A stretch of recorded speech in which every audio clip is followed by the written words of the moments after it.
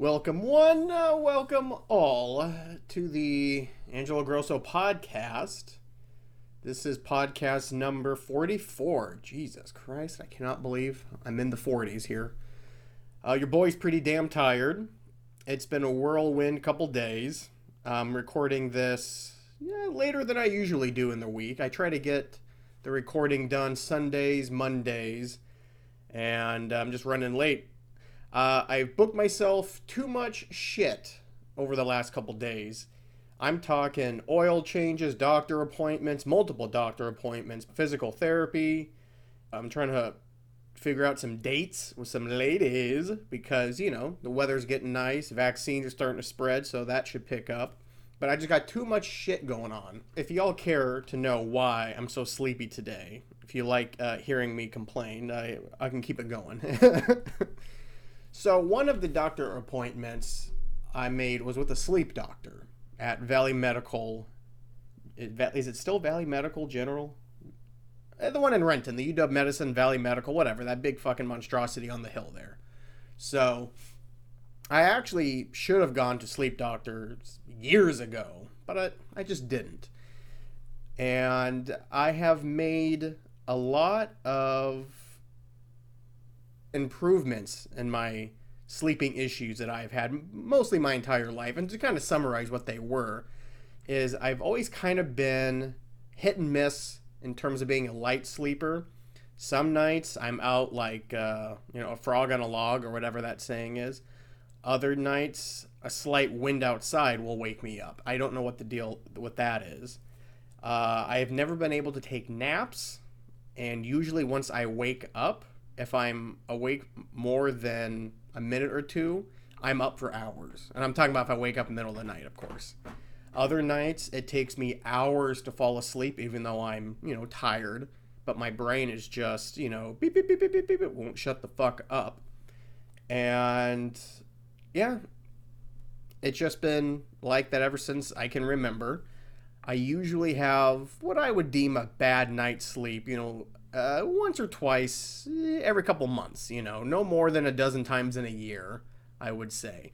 But in January, I had almost a 2-week stretch where I would be lucky to get back-to-back nights of sleep. I'm talking maybe 7 hours a night. And to me, the minimum that I need is 7. I know myself, and that's kind of what I need. If I get 6, I'm garbage. If I get 8, I'm okay, but if I get 9, I'm garbage. So it's that 7 to 8 sweet spot. But yeah, for that, really, it was really the first 2.5 weeks, if I really think about it, in January, where there was a span of 3 nights in a row that I think I got combined 10 hours of sleep. I didn't know what the deal was.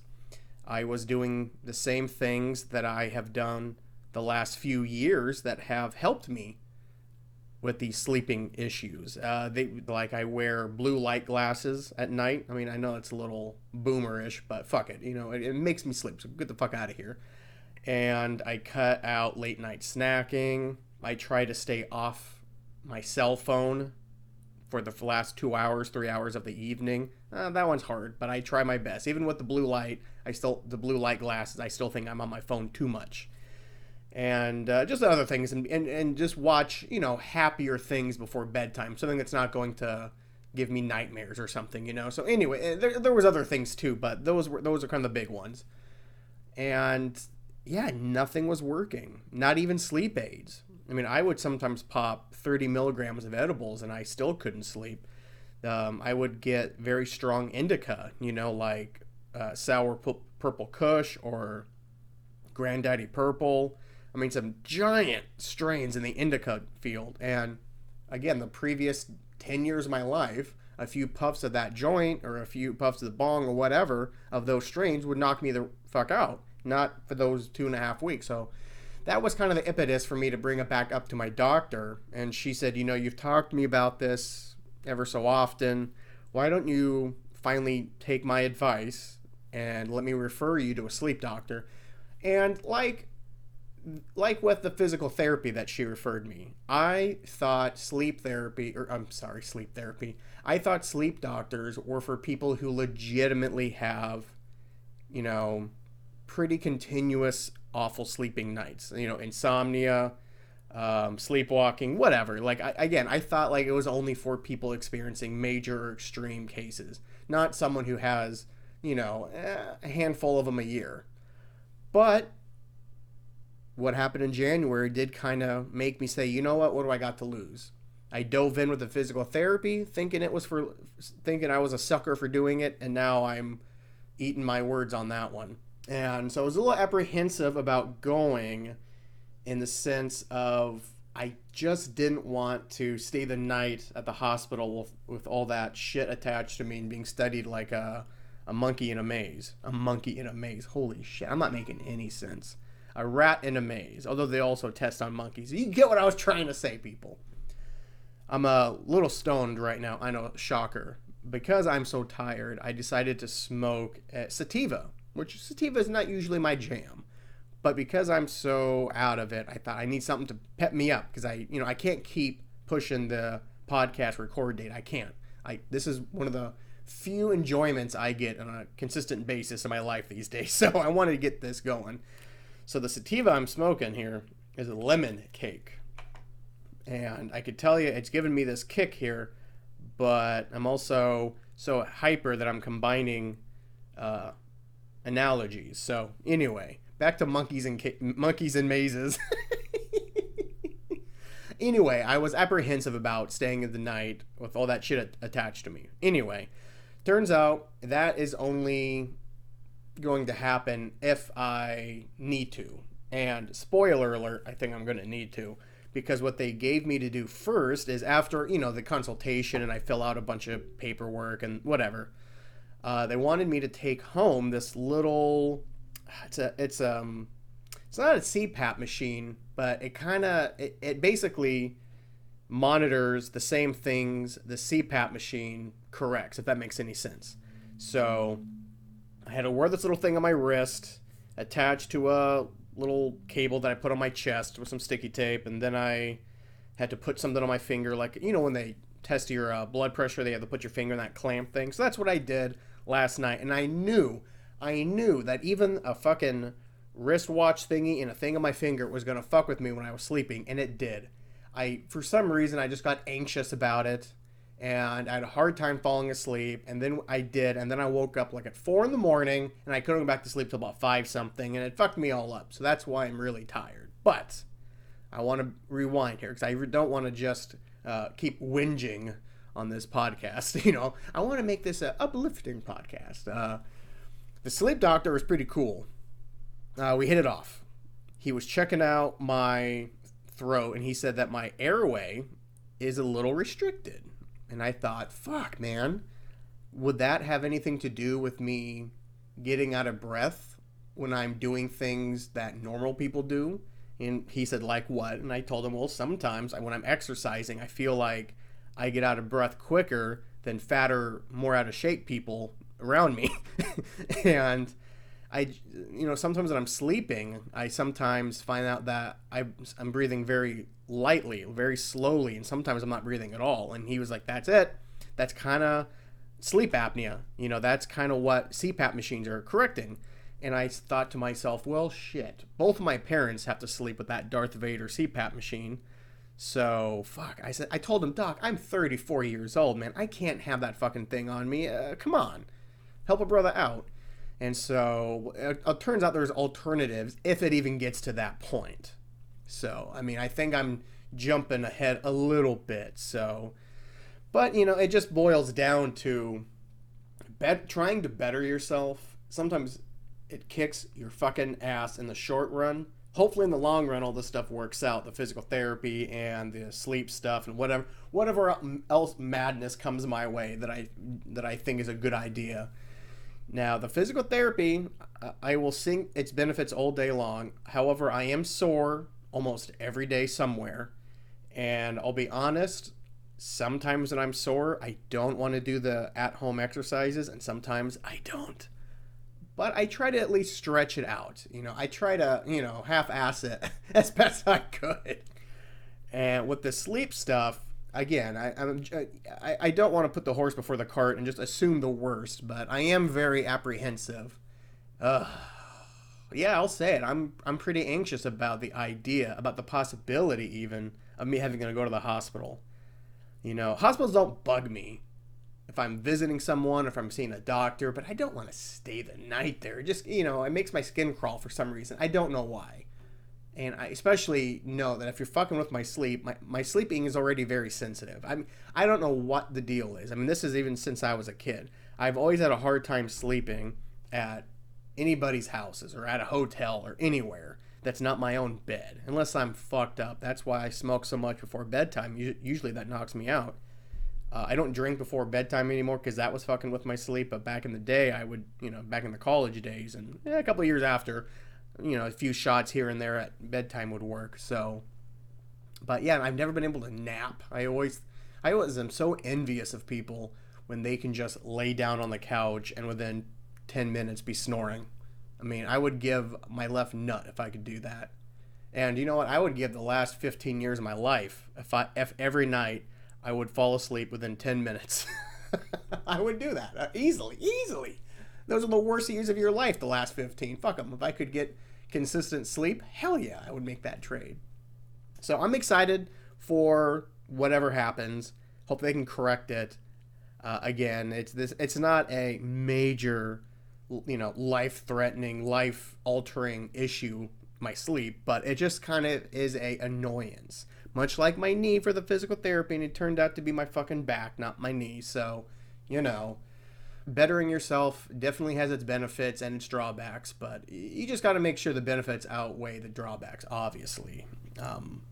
I've been losing some weight lately, and the clothes that I bought for my previous weight loss, now they're starting to sag, and I hate wearing belts. I don't know why, but I've always hated wearing belts, probably because I was a fat, chubby kid, and belts pushed in my fat, and I didn't like it, and then my fat would roll over on it, and I would feel like the Stay Puft Marshmallow guy from Ghostbusters, or that little doughy fuck that you would poke in the belly, and he'd go, hoo-hoo! Because some kids used to do that to me when I was a kid. The Pillsbury Doughboy, yeah. They used to run up to me and jab my ribs or my stomach and make me laugh, and then I would usually punch him or something. Boy stuff. Fun times. Kids are not mean at all. So I hate fucking wearing belts, but I honestly do not think I own a pair of pants that are not starting to slide down. And they're not sliding down. Okay, let me rewind. I've had pants do this before, but it's because I was gaining weight and the pants couldn't sit on my hips anymore because my fucking hips were fat and my belly and my ass were pushing the pants down further. So my fat ass back in the day thought, somehow I must be losing weight because my pants are sliding down. No, fat Angelo, you're getting too fat. It's pushing the pants down.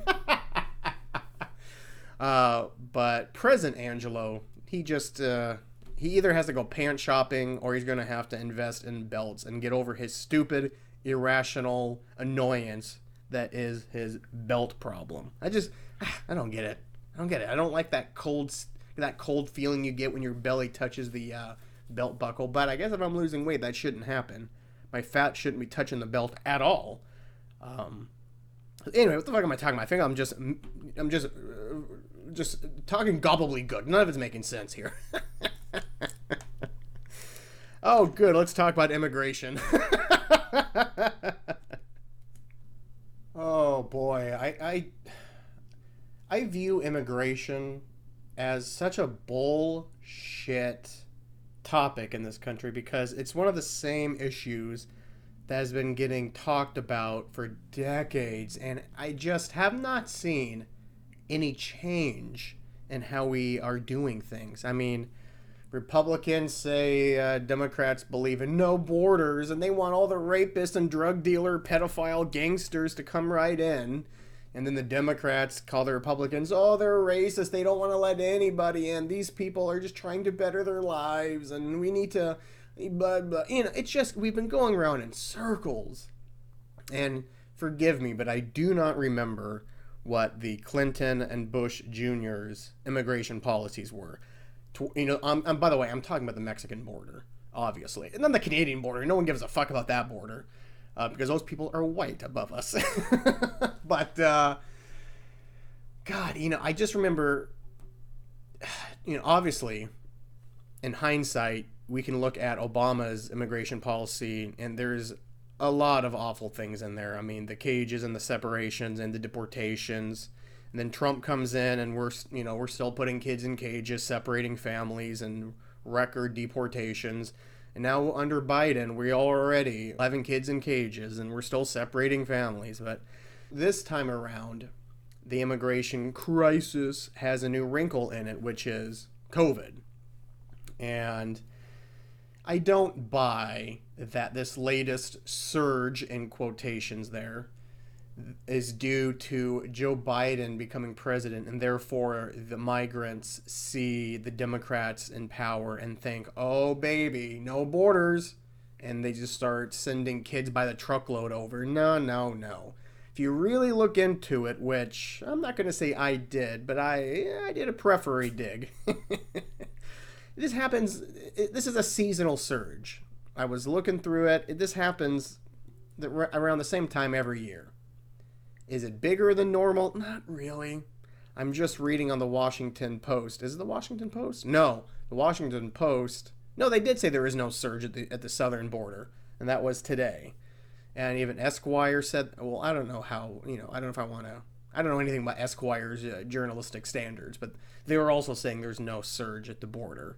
And ABC News is kind of saying the same thing. So it's really a whole hullabaloo about it, nothing. But now everyone's talking about anti-Asian racism and the shooting in Colorado, which is awful, but I didn't prep my podcast for that subject. That'll have to wait.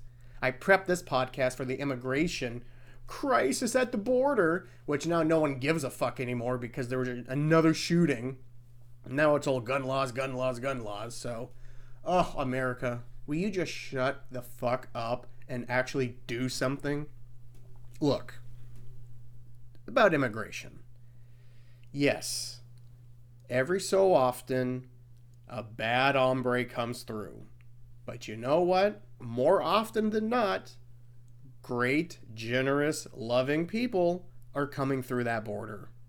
Yes, they're doing it illegally. I don't really give a fuck.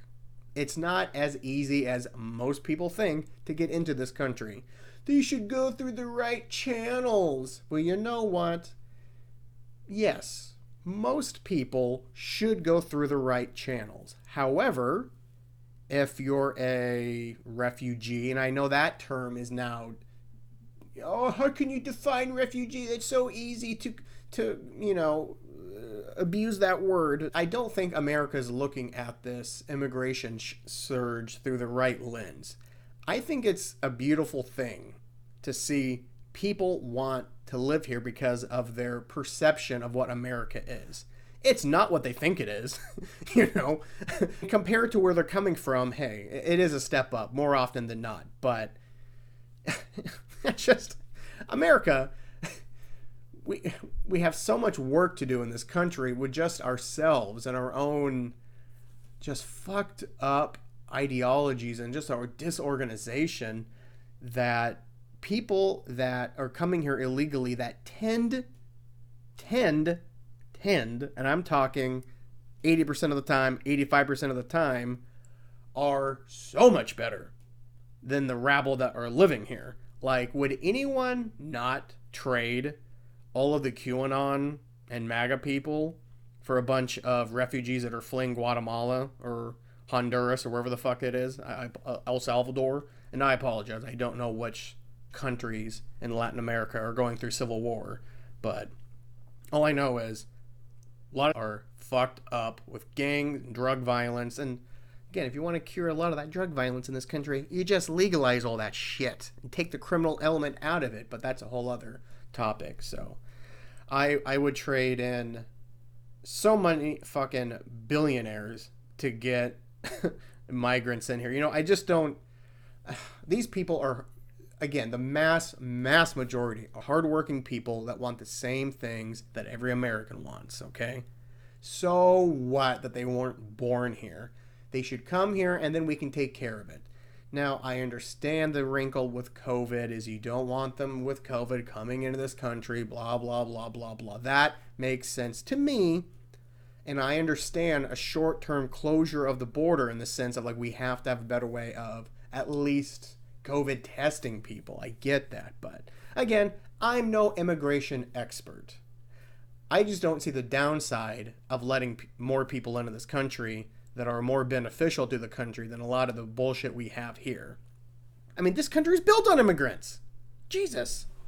And it's that stereotypical argument that, I'm sorry, it still works to this day, that, you know, a lot of illegal immigrants or migrants, whatever you want to call these people, they're doing jobs that make this country run. We don't see them, but what they do affects everybody. I'm all for letting them in. Yes, every now and then you're going to get a bad one, but you know what? The same thing happens everywhere. And I don't understand why the southern border is the end all when it comes to the immigration debate, because we do have a northern border and we do have two coasts that have a bunch more people coming in through the coasts than through the southern border. But because those people tend not to be a darker skin origin, we don't give a fuck as much. That's my personal opinion on that. So fuck them, let them in and kick out all the honkies. I could care less what those honky MAGA inbred QAnon fucks have to think. You know, honestly. Come on, let's do that trade, baby. But let's move on here. Oh, unfortunately, your boy is currently experiencing a rat problem. And we're not talking about the snitches get stitches kind of rats. I'm talking the actual rodent, little furry bastard kind. I had a buddy come over on the weekend to help with some house stuff, looking at my HVAC, because I don't know dick about dick when it comes to heating and air conditioning and all that shit. But luckily, I have a lot of good friends, great friends, brothers that I love to death that do. But when we were in the crawl space, and I was just in that fucking crawl space maybe 3 days before we were down there, and I saw nothing down there, and I would have seen it. But he and I went down there, and there was rat shit everywhere. I'm talking everywhere. I had my outdoor lawn furniture stored there, you know, from the fucking weather and the elements and whatnot. That had rat shit on it. So oh man, I went straight 12 out of 10 on that one, just raging. And I really don't like killing animals. I don't. And I even look at rats and, you know, mice, and I say, you know what? They're not for me. Like, I don't understand. I don't get the appeal of having them as pets. I know people that have them as pets and they love them. And I'm like, great, as long as you're happy, I'm happy, you know? But you know, and to me, they're a necessary food source for the animals that are in the ecosystem. But stay the fuck out of my house, you damn dirty rats. And so I did something that I hate to do, but I bought some poison and some traps, set them up over the weekend. I spent half my Sunday cleaning that fucking crawl space, vacuuming all that shit up, spraying disinfectant on everything, because you don't want rat shit on your furniture. You know what I'm saying? And setting up the traps. And I called a pest control company that I use. Now, they come out here a couple times a year, spray the house, spray the exterior, you know, insects. Apparently doesn't work on rodents, but I shouldn't poke at them, because I did locate where the rats were coming into the crawl space. That's not on the pest control people. That was on me for not noticing it. I take responsibility for that. So I sealed that mofo up as well. And so they came out, and I should rewind, because my previous bitch session was about how tired I am because of the sleep study not going well. But there's a little bit more to it than that. The hospital made such a point, like almost to a violent degree, that I had to bring all the equipment back ASAP the following morning.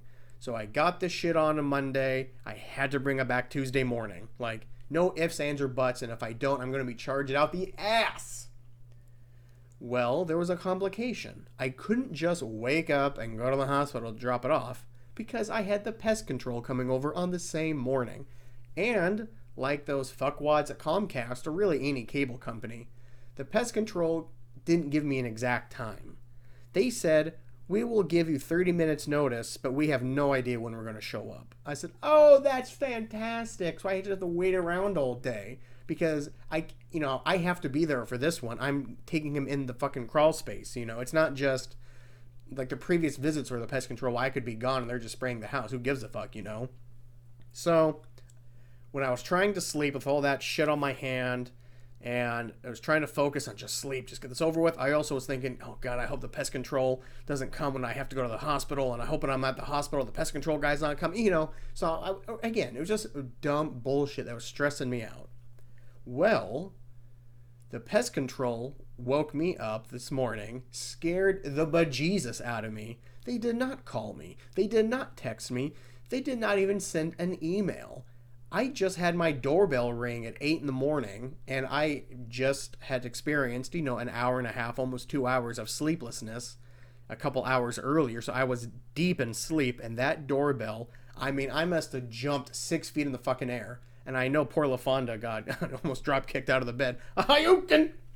And of course, it took me like 5 minutes to like get dressed and like put my glasses on, and like, man, I even stumbled out of the fucking bed trying to rush. And I look like just a fucking gargoyle opening the door, just bleh. And spent about an hour with the guy. I don't want to keep complaining. My point being, I got a rat problem on top of all this other bullshit happening, and fuck, man. Where's this fucking joint at? Where's my lemon cake at? By the way, I highly recommend this strain, lemon cake. I'm smoking it from the company Dipped. Dipped, I would say a majority of the time is not too bad. Although, I gotta talk some shit here about Dipped. Last night, again, I know I keep bitching. Maybe I'll just name this the bitching podcast. I'm really not trying, but maybe I'm just in this mood.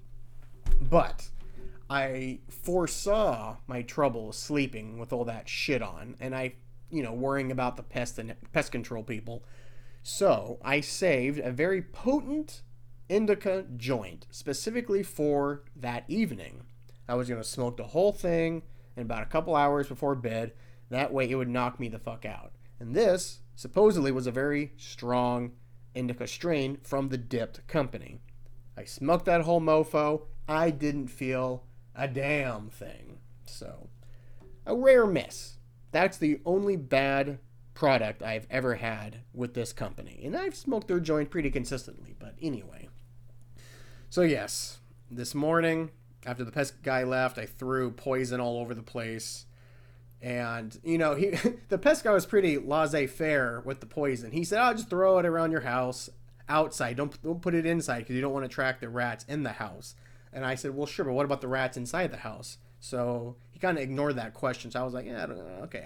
I left some poison inside the crawl space after I locked all the entrances in from the elements outside. But I said, I don't know if I want to put the poison like around the house, like other animals could eat it. He said, yeah, that is true. Any rodent would eat it. I was like, I just don't want to run the risk of like killing a squirrel or a mole or a possum or a raccoon or, God forbid, a cat. And he looked at me like I was such a pussy for concerning myself about the death of animals around my house. He said, don't worry about it. Yeah, a squirrel may eat it, and I could tell he did not give a fuck about squirrels. He was a real squirrel hater. But I guess if you're in pest control, fuck him, am I right? And squirrels are assholes, but I don't want to kill one. But I also don't want rats in the house. So I threw some bait outside. I'm not looking forward to walking around the perimeter tomorrow to see if I see any corpses around. God, if I see a corpse of any animal that's not a mouse or a rat, I'm going to get so fucking sad. Ugh. Just thinking about it makes me all depressed. Oh, I tell you, being an adult sucks sometimes. But fuck you, rats. That's what you get. Don't fuck with your boy here, okay? But let's move on to another hot subject. The Justice League Extended Snyder Cut. I liked it. I really, really liked it. And I can say that it is a better movie. Now, is it a good movie? Debatable. There were still a lot of cringeworthy moments and a lot of, why is this even in the movie? And there is some horrendous dialogue, but who cares? Again, this is a superhero movie. This isn't Citizen Kane. This ain't fucking Schindler's List. You know what I'm saying? It was so much more enjoyable And it just had better flow. And I'm talking about a movie that's over 4 hours long.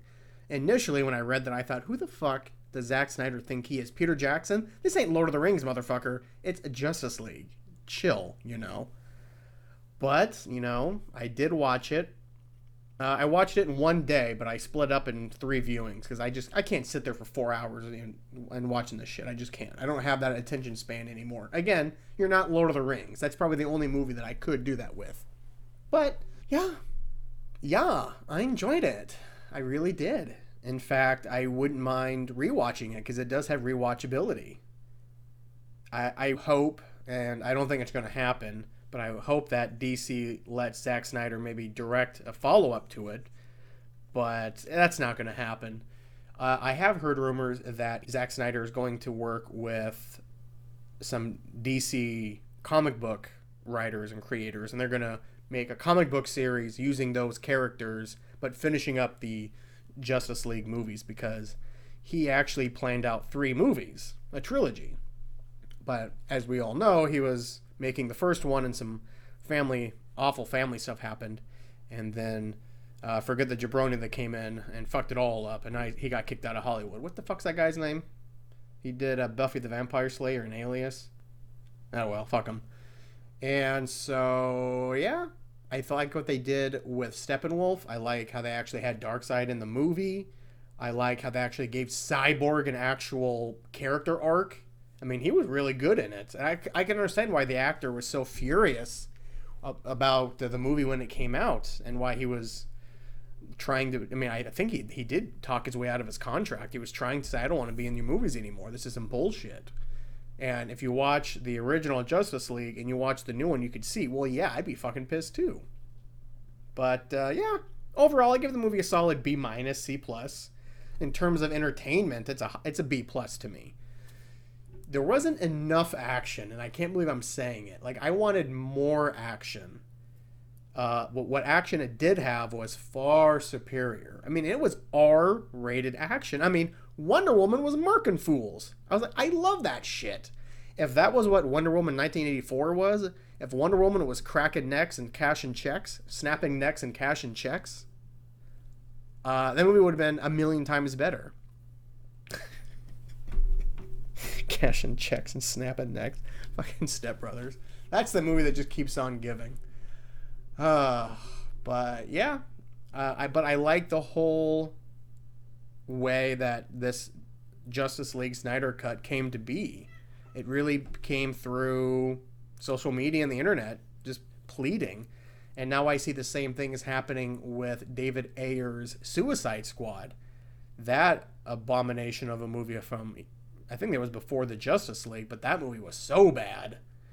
But again, David Ayer directed it, and I guess he was either fired or let go, or something happened and he wasn't able to finish it, and that's why we got the piece of shit it was. I mean, DC was striking out. Either something behind the scenes ain't right, or they just kept having bad luck. But anyway, I digress. I would love to see the David Ayer Suicide Squad cut, because anything would be better than that fucking awfulness that was the Suicide Squad. Now, the sequel looks dope. And I know I sound like a fool, because fool me once, shame on me. I fucked that up. Because fool me once, shame on you. Fool me twice, shame on me. And what did Einstein say? Insanity is doing the same thing over and over again and expecting the different results. I mean, I think I butchered it again. Damn you, lemon cake. But the point being, I thought I was going to get hurt again with Justice League, and I didn't. Justice League Snyder Cut was so much better than I even thought it would be. So, bring out David Ayer's Suicide Squad. It's not our fault you can't make a good movie. Ugh. Anyway. Boy, this podcast has it all. Okay, let's keep this a train a chugging here. I have a Angelo kink update. Well, here's the update. Well, there's 2 updates. I've been at the hospital 3 times in less than a week. Once for the actual sleep doctor session, once to pick up that device I had to wear, and then the next day to take it back. So that's a lot of time to spend in a short amount of time in a place that you rarely ever are. And I gotta tell you, I saw a lot, and I'm talking a lot, of hot women wearing scrubs. I like the nurses. I like the doctors. Hell, even some of the janitorial staff looked fine. But, I really didn't care what their job was. It was just somewhat arousing to me to see that. And, and I really started to think about when I was waiting in the lobby, why am I getting kind of flustered and turned on being around women in this kind of attire? Is it the attire? Is it the location? What's the deal?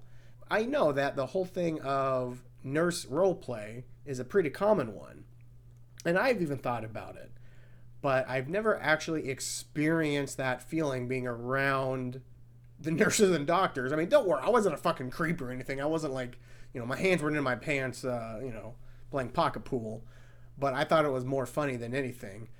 And Jesus, one I kind of peeked at, and she was so attractive. She was attractive no matter what she was wearing, but her hotness being multiplied with the scrubs, I was getting kind of flushed. I was like, Jesus. I probably looked a little bit too long, but I thought to myself, this is one of the hottest women I've ever seen. And she would have been extremely attractive without the scrubs, but damn. And I started thinking, the Philly Monster, she was a nurse, and that did go a long way, I think, for why I put up with a lot of shit that I did, because she was a nurse.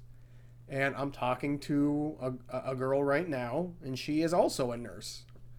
So maybe this is kind of an awakening moment for me. I don't know if it's the actual profession of the nurse, because I also find doctors attractive as well. I saw some smoking doctors.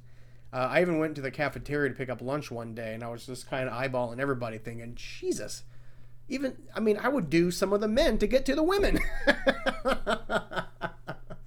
Oh, boy. So, oof.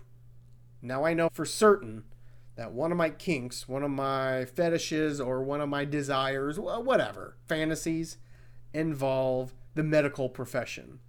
I think it would be kind of attractive to even role play as a patient nurse, patient doctor, or maybe two doctors, maybe a nurse and a doctor. Who knows? The sky's the limit for this one. But the other update was I had another friend reach out and saying, man, stop using the term kinks and fetishes when you're looking for things, because, I think that's why you're getting weird answers. Just type in like fantasies or something. And I said, fair enough. So I typed in desires today to see what would come up here. And so let's see. And I'll go through some of these and see maybe one will look good to me. Who knows? Infidelity. I guess if you're married for a while and you think, you know what, we can spice things up. Hey, wifey, can you pretend to be so-and-so? I'll pretend to be so-and-so. And you could play, that's kind of a role play. Yeah, that makes sense to me. Infidelity, I could get into that. But I wouldn't do infidelity. I don't think I would ever get into that, like actual adultery. But adultery is such a Protestant word. But anyway, let's move on here. Domination, we've already talked about that one. Dominating someone, again, I would feel very strange dominating someone. Sex in public, if I was better looking, I think I could get into this, but I don't think I'm attractive enough to do sex in public. Sex in an unusual location. An unusual location? What's an unusual location? The 50-yard line of the Seahawks Stadium? What? I guess you have to define what unusual is. Have I ever had sex in an unusual location? I had it at a party one time at a coworker's house. I guess that's kind of unusual. While the party was going on, we snuck away in this room and locked the door. There was one time in a parked car in a park, but that's not really unusual. A lot of people have sex in the car. I don't know. That's debatable. Again, unusual location, that's debatable. Oral sex. Well, who doesn't like oral sex? Pegging. Ooh, I don't know if I could be pegged. I don't know. I think I would be a changed person. The Angelo that I would be after the pegging session, I can't even pretend to fathom what he would be like. But No, I can honestly say no to pegging. Bondage, nah. Again, no. Sensory deprivation, no. No, especially if I already have a restricted airway. I don't want to fuck with that. Gender swap. Gender swap. Oh, so I would be the woman and she would be the man. Well, then aren't you getting pegged? Or would I be a woman with a penis and she would be a boy with a vagina? Ugh, it hurts my head. But you know what? I'd be down. Fuck it. I could be a woman with a dick. Who get her? It'd be kind of funny. Yeah, fuck it. I could do that one. Exhibitionism. What is that? Showing off can be incredibly sexy. Oh, you're exhibition. I get it. Okay. Oh, so you're like stripping or masturbating in front of him? Ooh, no, I couldn't. I could dance in front of him. I could strip. You know what? If she asked me to, if she wanted me to do a True Lies tour, but it's reversed, so I'm Jimmy Lee Curtis and she's Schwarzenegger, I could do that.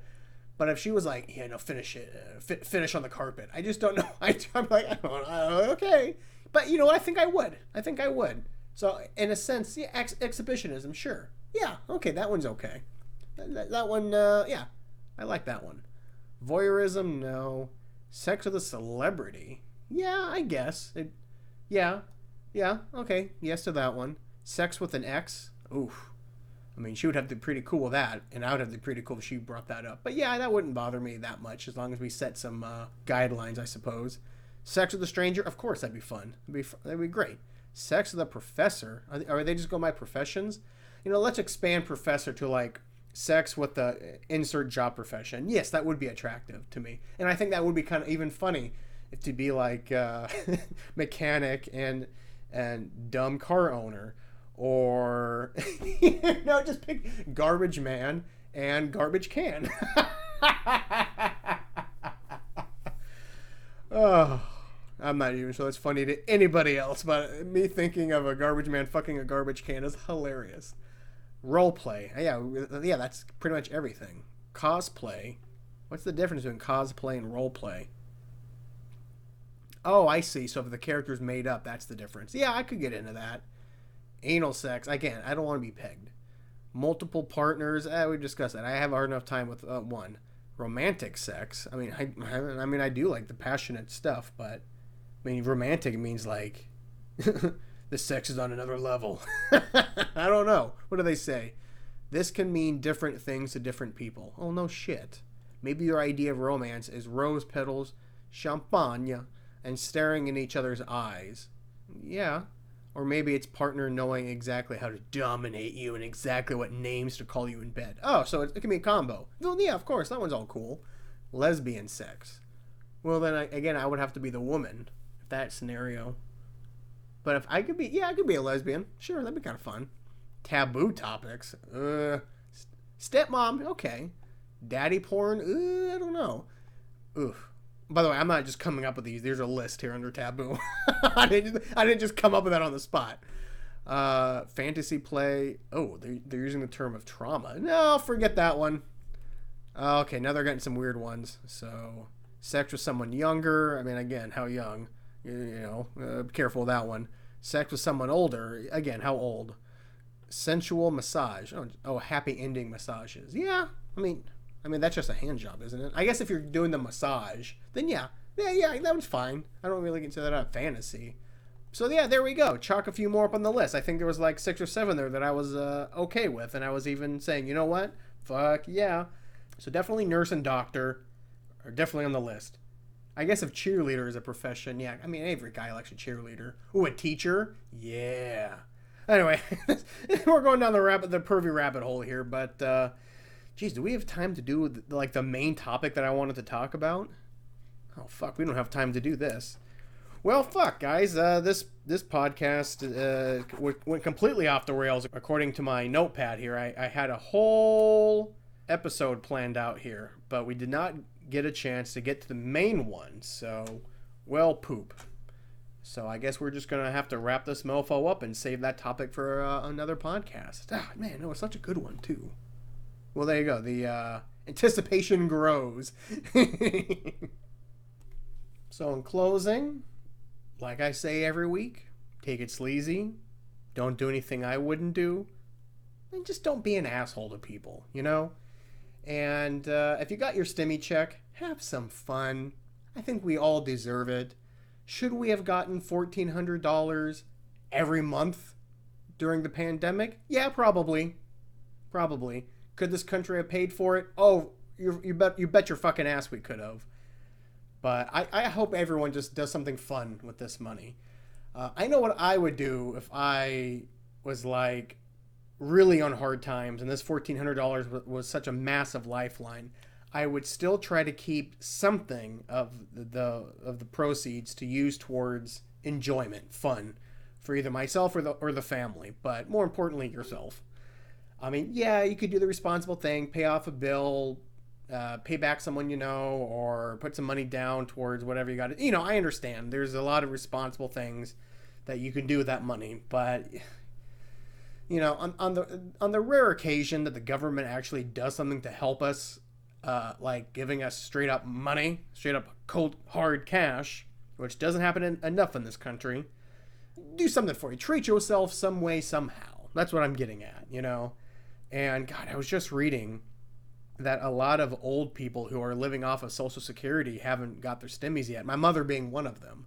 My mother is one of the people that desperately needs the money. And I mean, she's living off Social Security, living in a HUD facility, and these are the people that are haven't got their checks yet. And she lives with, you know, hundreds of other people like her that are just barely surviving off Social Security.